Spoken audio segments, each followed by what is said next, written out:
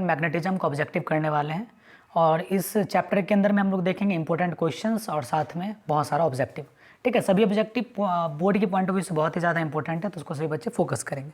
चलिए, matter and magnetism है हम लोगों का। मैटर एंड मैग्नेटिज्म में फर्स्ट पॉइंट पे आते हैं हम लोग। फर्स्ट क्वेश्चन है हम लोगों का, चलिए समझिए पहले। फर्स्ट क्वेश्चन है ऐसा unit of flux is, flux का यूनिट क्या होता है? मैग्नेटिक फ्लक्स का बात किया गया यहाँ पे, तो फ्लक्स बराबर क्या होता है? Magnetic field into area. Magnetic field into area, magnetic field को क्या बोलते हैं? मैग्नेटिक फील्ड का यूनिट टेस्ला, और ये एरिया का होता है metre square. Tesla metre square को ही बोलते हैं वेबर।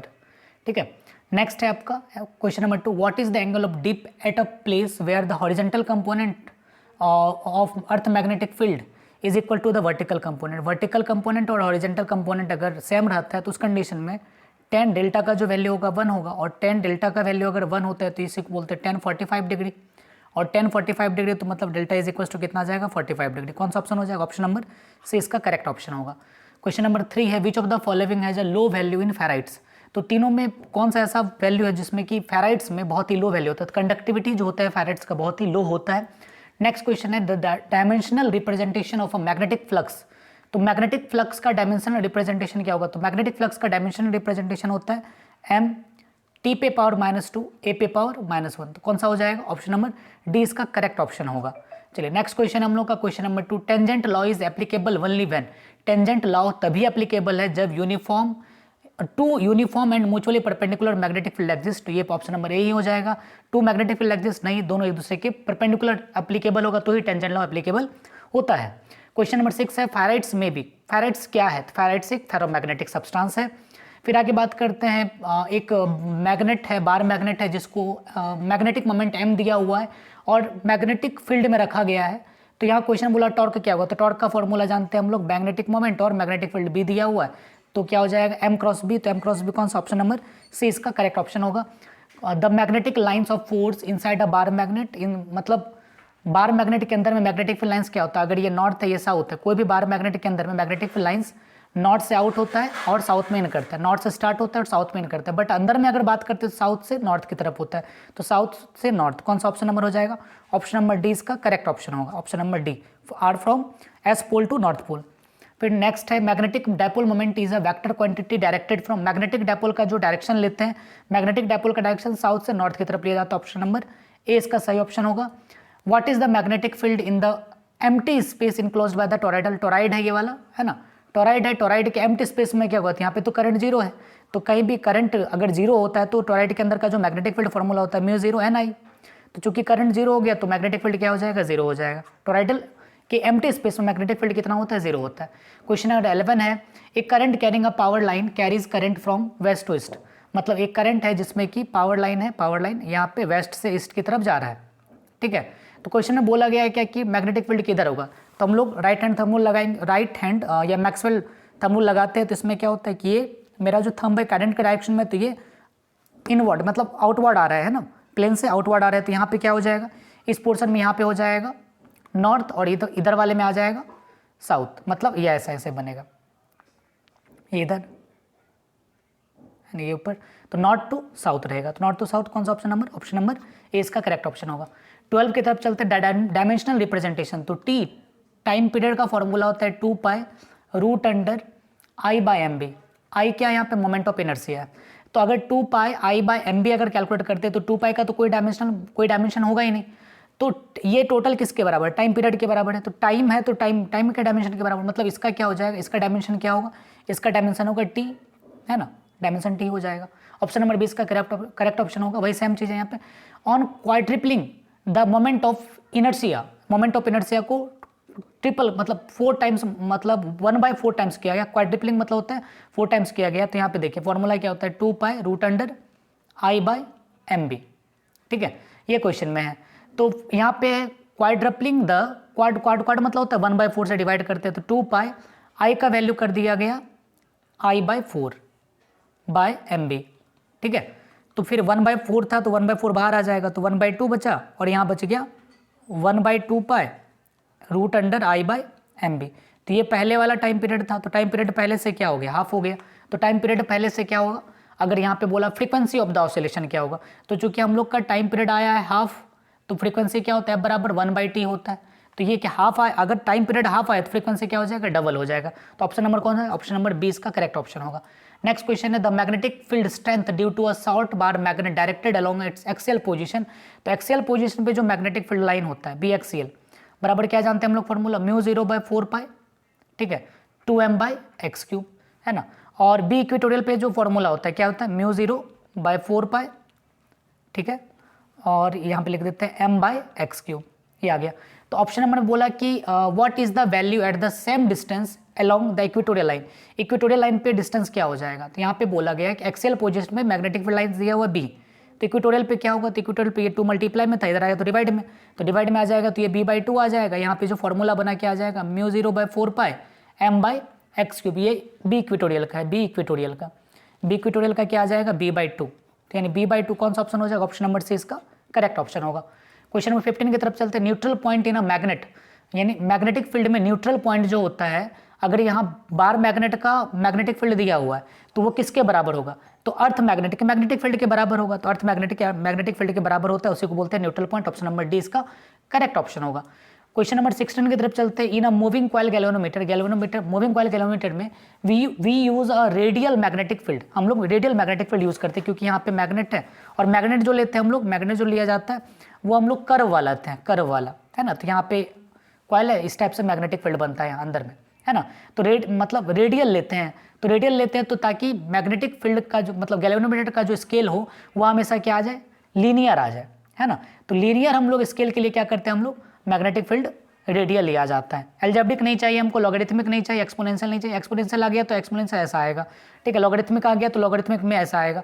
तो ये हम लोग लेके कोई फायदा नहीं, तो हम लोग एल्जेब्रिक लीनियर मतलब एक्सप्रेशन लेने के लिए, लीनियर वैल्यू निकालने के लिए, लीनियर ग्राफ लाने के लिए हम लोग क्या करते हैं, मैग्नेटिक फील्ड का जो मतलब मूविंग कॉइल गैल्वेनोमीटर में रेडियल मैग्नेटिक फील्ड लेते हैं, ताकि मूविंग कॉइल गैल्वेनोमीटर के अंदर जो मैग्नेट रहता है, मैग्नेट है हल्का सा कर्व रहता है, ठीक है।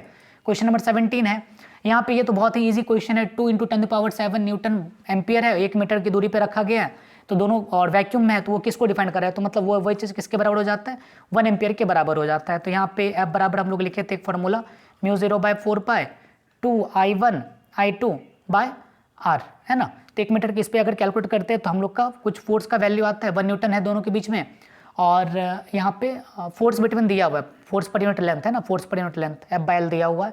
तो टोटल को अगर कैलकुलेट करते हैं तो I का मान हमको 1 रखने पे ही ऐसा रिजल्ट मिलता है। तो ऑप्शन नंबर हो जाएगा ए, 1 एम्पियर को डिफाइन करता है। 1 आप लोगों को कभी कभी ये पूछ भी सकता है कि डिफाइन 1 एम्पियर, तो ये नहीं लिखना है क्या कि 1 कूलम/1 सेकंड, ऐसा कुछ नहीं, आपको यही स्टेटमेंट लिखना पड़ेगा। अगर 2 करंट है, 2 करंट के बीच में अगर फोर्स पर यूनिट लेंथ इतना हो और दोनों को 1 मीटर की दूरी पर रखा जाए, तो उस फायर में जो करंट जाएगा वो करंट कितना एम्पियर का होगा, 1 एम्पियर का करंट होता है। क्वेश्चन नंबर 18 की तरफ चलते हैं। क्वेश्चन नंबर 18 में बोला गया force acting per unit length. Force acting per unit length का फॉर्मूला होता है, मतलब फोर्स का होता है जब कोई भी करंट कैरिंग वायर को मैग्नेटिक फील्ड में रखते हैं तो वहाँ पे फॉर्मूला होता है बराबर BIL। Force acting per unit length बोला तो यहाँ पे कैलकुलेट कर लिया, तो F/L ये आ गया, बराबर क्या लिखिएगा B × I। तो B का वॉल्यूम फॉर्मूला क्या हो जाएगा, हाफ है। अगर फुल सर्कल के लिए बात करते हैं तो इसके सेंटर पे होता है मैग्नेटिक फील्ड B बराबर μ0/2 × I/A होता है। हाफ के लिए बात करेंगे तो 2 से 1/2 से डिवाइड कर देंगे, तो क्या आ जाएगा, हाफ के लिए मैग्नेटिक फील्ड हो जाएगा μ0/4 I/A। उस कंडीशन में यहाँ पे बात करते हैं तो μ0/4 I/A × I, तो कैलकुलेट करेंगे तो क्या आ जाएगा, समझिए, तो μ0/4 I² कौन सा ऑप्शन हो जाएगा, ऑप्शन नंबर इसका ए सही ऑप्शन हो जाएगा ना, μ0 I²/4r, है ना। एक की जगह पे यहाँ पे हम रेडियस लेना है आपको, एक की जगह पे रेडियस ले लीजिएगा। क्वेश्चन नंबर 19 है, विच ऑफ द फॉलोइंग है higher magnetic susceptibility. Magnetic susceptibility सबसे ज़्यादा किसका होता है, तो फेरोमैग्नेटिक का मैग्नेटिक सस्पेक्टिबिलिटी सबसे ज़्यादा होता है। क्वेश्चन नंबर 20 में बात करते हैं, the magnetic field lines of earth is due to. Magnetic field lines जो है, मैग्नेटिक फील्ड जो अर्थ किसके कारण है, तो यहाँ पे 4 ऑप्शन है, 4 में से जो सबसे मोस्ट अप्रोप्रिएट ऑप्शन लगता है वो लगाएंगे। Large number of large magnet है सेंटर के अर्थ में, तो एजम्पशंस ऐसा नहीं होगा। इंडक्शन इफेक्ट ऑप्शन ना, interaction of cosmic ray with the current of the current नहीं, ऐसा कुछ नहीं है। Motion and disturbance of the some material outside earth, मतलब मोशन और डिस्टर्बेंस जो है वो आउटसाइड अर्थ के आउटसाइड में कुछ है जिसके कारण हम लोग मैग्नेटिक फील्ड बनता है, अर्थ का मैग्नेटिक फील्ड। क्वेश्चन नंबर 21 है, in a bar magnet magnetic lines of force. Magnetic force line of force क्या होता है, तो बार मैग्नेट में, इन अ बार मैग्नेट के अंदर magnetic field line of force, magnetic field line of force कहाँ से स्टार्ट होता है, तो नॉर्थ से स्टार्ट होता है और साउथ में एंड करता है। नॉर्थ से स्टार्ट होगा, साउथ में एंड करेगा। Start from north pole and ends at south pole. Option number B सही ऑप्शन होगा, ये नहीं होगा, इधर भी नहीं होगा, ये भी वाला भी नहीं होगा। मतलब क्या होगा कि स्टार्ट फ्रॉम नॉर्थ पोल और साउथ मतलब एंड करता है साउथ पोल पे। 22 है vernier compass is provided with gimbals arrangement so as to. Vernier compass होता है, ये हमेशा क्या करता है कि मतलब give direct reading of a declination, keep the needle always horizontal, give the direct value of dip. तो ये क्या करता है एक्चुअल में, सी नंबर इसका करेक्ट ऑप्शन हो जाएगा कि ये डायरेक्ट हमको एंगल ऑफ डिप का वैल्यू देता है वर्नियर कंपास। ठीक है, ये आपके एनसीईआरटी बुक में ऐसा एक येलो कलर का ऐसा बना हुआ रहता है, उसके अंदर इसके बारे में डिस्क्रिप्शन दिया, तो आप उसको पढ़ सकते हैं अच्छी तरह से। A wire of length I and has a magnetic moment M, it's bend to a semi circle arc, semi circular arc में कन्वर्ट किया गया, तो द मोमेंट क्या होगा। तो पहले तो फॉर्मूला जानते हैं हम लोग, आई इंटू ए होता है इसका फॉर्मूला मोमेंट मैग्नेटिक मोमेंट का। अगर इसको सेमी सर्कुलर आर्क में कन्वर्ट करते हैं तो आई इंटू, पहले यहाँ पे था आई इंटू पाई आर स्क्वायर ये था, तो अभी क्या हो गया कि इसका पाई आर स्क्वायर बाई 2 हो जाएगा क्योंकि एरिया हाफ हो जाएगा। तो आई इंटू यहाँ पे क्या है पाई आर स्क्वायर बाई 2, तो 1/2 यहाँ पे आ जाएगा, यहाँ पे आ गया पाई आर स्क्वायर। तो उस कंडीशन में अगर कैलकुलेट कीजिएगा तो आई इंटू यहाँ पे आई पाई आर स्क्वायर की जगह पे क्या लिखेंगे एम, है ना पहले वाला I into A, I pi R square की जगह पे एम। तो नया जो मैग्नेटिक मोमेंट होगा वह क्या हो जाएगा, नया मैग्नेटिक मोमेंट क्या हो जाएगा m/2 हो जाएगा, m/2। ठीक है, तो m/2 2m/पाई, ये क्या दिया हुआ है, a wire of length l has a magnetic moment m, है ना, इट्स बेंट इनटू एल का बात है यहाँ पे, एल हम लोग कन्वर्ट कर देते हैं, एल बराबर क्या हो जाएगा 2πr, यानी पाई आर के बराबर होगा तो आर बराबर क्या हो जाएगा l/पाई। रेडियस यहाँ पे है, तो रेडियस कितना हो जाएगा, एक सेकंड रुकिए हम लोग इसको सॉल्व कर लेते हैं यहाँ पे। तो m बराबर क्या लिखेगा आई इंटू पाई आर स्क्वायर ये होगा, तो यहाँ पे आ जाएगा आपका मैग्नेटिक मोमेंट दिया हुआ पहले से m उसका, है ना, उसका m तो पहले से दिया हुआ ही, तो आई इंटू पाई आर स्क्वायर, और यहाँ पे हम लोग r के जगह पे लिख देंगे आई इंटू पाई, तो पाई इंटू आर के जगह पे लिख देंगे आई बाय आई स्क्वायर, पाई स्क्वायर, ये पाई और ये पाई खत्म। तो यहाँ पे सॉरी एल है ना, L square by pi, I into L square by pi, I L square क्या हो जाएगा m/पाई, है ना, तो कौन सा ऑप्शन हो जाएगा, एल आई एल स्क्वायर पहले का था मैग्नेटिक मोमेंट, तो m/पाई कौन सा ऑप्शन हो जाएगा, ऑप्शन नंबर डी इसका करेक्ट ऑप्शन होगा। 24 की तरफ चलते हैं क्या कि ये मैग्नेटिक, जैसे कि यहाँ पे अगर हम बात करते हैं ये मैग्नेट बार मैग्नेट है, यहाँ नॉर्थ है और यहाँ पे साउथ है, तो नॉर्थ से साउथ का जो पोल होता है इसको बोलते हैं हम लोग मैग्नेटिक लेंथ बोला जाता है, और ये टोटल यहाँ से यहाँ तक का जो होता है मैग्नेट का टोटल लेंथ जो होता है उसको ज्योमेट्रिक लेंथ बोला जाता है। दोनों का रेशियो कितना होता है, तो ये 5/6 के इक्वल होता है। ये क्वेश्चन पूछा गया बिहार बोर्ड में, देखिएगा अच्छी तरह से। 25 पे the radius of curvature of the path of charge particular uniform magnetic field is directly proportional to the, तो रेडियस क्या किसके प्रोपोर्शनल होता है mv/qb। तो अगर हम यहाँ बात करते हैं r बराबर क्या लिखिएगा mv, ये momentum of a particle into qb, तो r डायरेक्टली प्रोपोर्शनल क्या होगा p, किसके प्रोपोर्शनल है, मोमेंटम ऑफ द पार्टिकल के प्रोपोर्शनल है। क्वेश्चन नंबर 26 है मैग्नेटिक फील्ड दिया हुआ at the centre of a current b if the radius of a loop is doubled, मतलब b सेंटर पे दिया हुआ जाता है μ0/2 इंटू I/a। अगर रेडियस को डबल करेंगे तो b' बराबर क्या लिखिएगा μ0/2 इंटू I/2a, तो 1/2 बाहर आ गया, और इसको लिख सकते हैं μ0/2 इंटू I/a, तो क्या आ जाएगा यहाँ समझिए, तो b' बराबर कितना आ जाएगा 1/2 इंटू यहाँ पे आ गया b, तो यानी b/2 इसका correct option, option number A सही होगा। 26 मतलब 26 में तो इसमें तो कुछ है नहीं, इसके अंदर हम सजेस्ट करते थे कुछ इंपॉर्टेंट क्वेश्चन, तो मैग्नेटिज्म एंड मैटर से उतना ज़्यादा कुछ इंपॉर्टेंट क्वेश्चन है नहीं जो कि बहुत ज़्यादा पूछा जाएगा। बस इसमें ये पूछता है कि right the elements of earth magnetism का एलिमेंट्स पूछता है इसमें, ठीक है।